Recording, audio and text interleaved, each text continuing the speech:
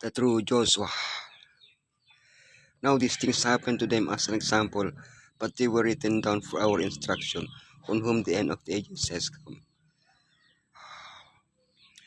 We can read the life of Joshua described in the Pentateuch and in the book of Joshua itself in two different and complementary ways, as history and symbolically. We can read the life of Joshua described in the Pentateuch and in the book of Joshua itself in two different and complementary ways, as history and symbolically. In order to make a correct symbolic interpretation of the figure of Joshua, we must first know the rules that govern biblical symbolism, types, and antitypes.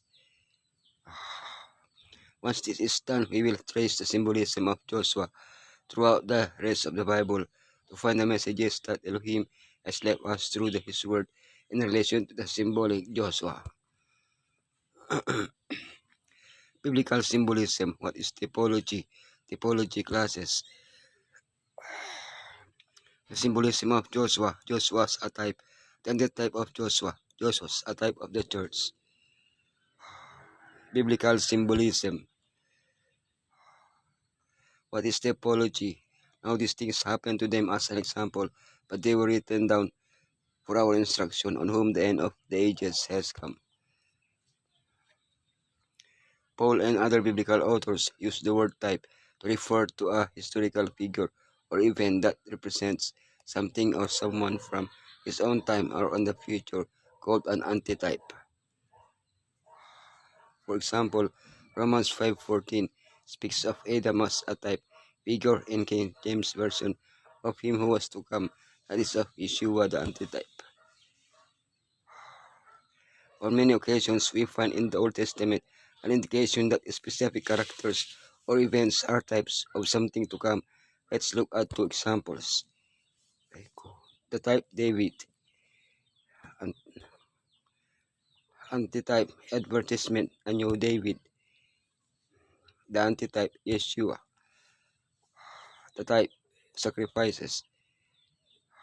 Antitype the advertisement, suffering servant. The antitype that of Yeshua. Typology classes. Typology classes, where he stayed until the death of Herod, and so was fulfilled what the Lord had said through the prophet, out of Egypt I called my son. The types in the Old Testament point to three distinct kinds of antitype in the New Testament: Messiah, the church, and the end times. Types and antitypes. Type Israel, antitype Messiah. He was taken to Egypt. Church, the new Israel. End times, the 144,000. Type, the Exodus. Antitype, Messiah, 40 days in the desert. Baptized and sustained by Messiah. End times, Exodus from apostate churches. Type, the sanctuary. Antitype, Messiah. It was like a temple among us. Church, we are the temple of Elohim. End times, the New Jerusalem, our temple.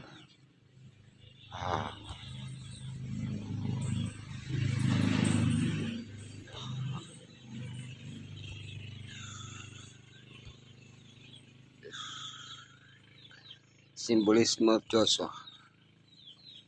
The symbolism of Joshua. Joshua's a type. The Lord your Elohim will raise up for you a prophet like me from among you, from your fellow Israelites. You must listen to him. Joshua partially fulfilled Moses' prophecy concerning a second prophet who would lead the people. Like Moses, Joshua received direct messages from Elohim. He celebrated Passover. He crossed the waters. He saw an angel of the Lord. His outstretched hand brought victory. He invited the people to remain faithful after his death, etc. While the manna began to fall under Moses, it ceased under Joshua. Furthermore, Joshua carried out the instructions regarding the division of the land and the cities of refuge that Moses had given. But the people understood that Moses' prophecy extended beyond Joshua. Thus both Moses and Joshua become type of the crew and the type who fully realized the prophecy given to Moses concerning the prophet Yeshua. The antitype of Joshua. The antitype of Joshua. In the time of my favor I will answer you, and in the day of salvation I will help you. I will keep you, and I will make you to be a covenant for the people, to restore the land and to reassign its desolate inheritance. The objective of the wars led by Joshua was to establish the Israelites in the promised land. Isaiah presents the work of the Messiah as a consisting of assigning the desolate inheritances to his people using the same terminology as the book of Joshua. In what sense is the life and work of Joshua as a type reflected in the life and work of Yeshua, the antitype? After his baptism in the Jordan, Yeshua fought against the forces of devil. He began his work after 40 days in the desert.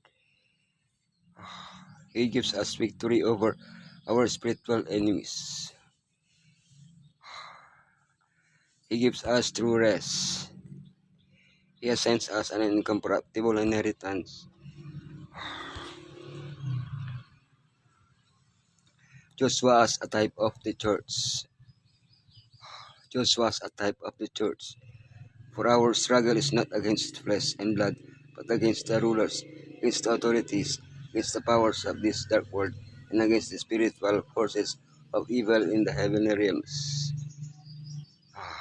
Joshua and the church.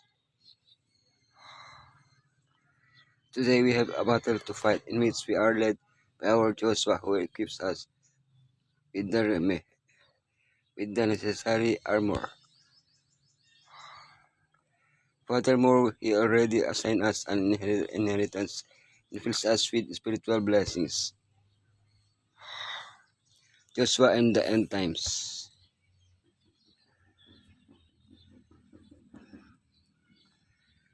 But the complete typological fulfillment of Joshua will be at the end, when all the hosts of evil are destroyed, and we take full possession of our inheritance, a land where we can live in confidence. Until that time comes, let us grow in grace as Joshua did, allowing Elohim to transform us to become a little more like him each day. The Israel of Elohim. The Israel of Elohim, journeying to the heavenly Canaan, have a captain who needed no human teaching to prepare him for his mission as a divine leader. Yet he was made perfect through sufferings, and in that himself had suffered being tempted, is able to succor them that are tempted. Our Redeemer manifested no human weakness or imperfection, yet he died to obtain for us an entrance and to the promised land.